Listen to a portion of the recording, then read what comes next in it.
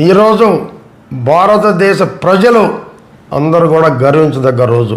ఏకోజామున 1:05 నుంచి 1:30 వరకు ఆక్రమిత మన కాశ్మీర్, ఒకప్పుడు పాకిస్తాన్ మనం ఆక్రమించుకున్న భాగంలో 9 ఉగ్రవాద సంస్థల మీద మన సైనికులు ఈరోజు దాడి చేయడం జరిగింది. ఆ దాడిలో దాదాపు ఉగ్రవాదులు 100 మంది దాకా చనిపోయినట్టు ఈరోజు సమాచారం. ఈ దాడి ఎందుకు జరిగింది? భారతదేశం ఎక్కడ కూడా పాకిస్తాన్ పౌరుల్ని ఎవరు కూడా టార్గెట్ చేయలేదు. అదే రకంగా పాకిస్తాన్ మిలిటరీ మీద కూడా ఎక్కడ కూడా వాళ్ళు ఇబ్బంది పెట్టిన సందర్భాలు లేవు. కేవలం మన ఎవరైతే ఉగ్రవాద సంస్థలు ఉన్నాయో, మన పహల్గామ్లో దాదాపు అక్కడ పోయిన యాత్రికుల్ని ఎంతోమందిని వాళ్ళ భార్యల కళ్ళ ముందు విచక్షణారహితంగా కాల్చి చంపడం జరిగింది ఉగ్రవాదులు. దాని ప్రతి దాడే ఈరోజు భారతదేశం గర్వించదగ్గ రోజుగా 9 ఉగ్రవాద సంస్థల మీద అరగంటలో భారతదేశం శక్తి ఏమిటో చూపించడం జరిగింది. నిజంగా ఈరోజు ఒక భారతీయుడిగా నేను గర్విస్తున్నా. I love India. ఎందుకంటే భారతదేశం లక్ష్యం ఒకటే, ఎప్పుడూ ఉగ్రవాదాన్ని ప్రోత్సహించాం, ఉగ్రవాదాన్ని సహించాం. ఒక దేశం మీదకే అనవసరంగా పోవు. ఏ దేశం మన మీదకి వచ్చినా ఊరికనే ప్రశ్నే లేదు. అందుకనే మనలో ఒకటే, ఏ రోజైనా మనం శాంతియుతం మనం కోరుకున్నాం.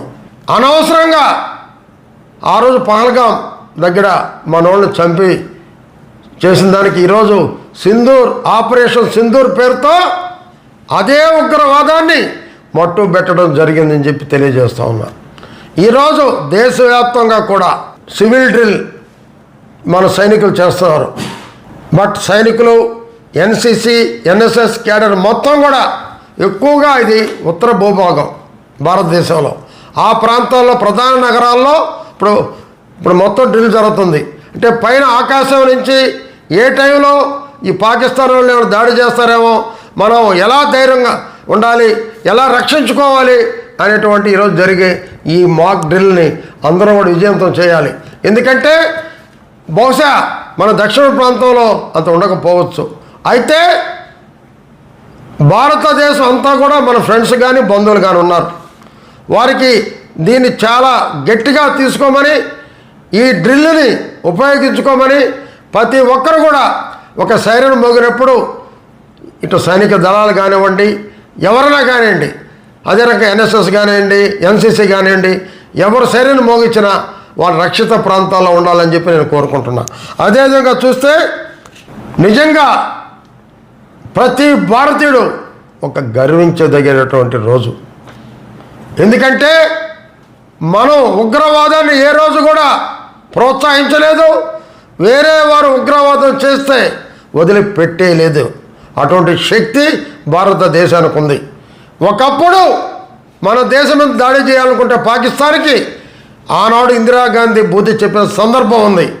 నేను మళ్ళీ పాకిస్తాన్ హెచ్చరిస్తున్నాను, అటువంటిది మళ్ళీ తెచ్చుకోవద్దు.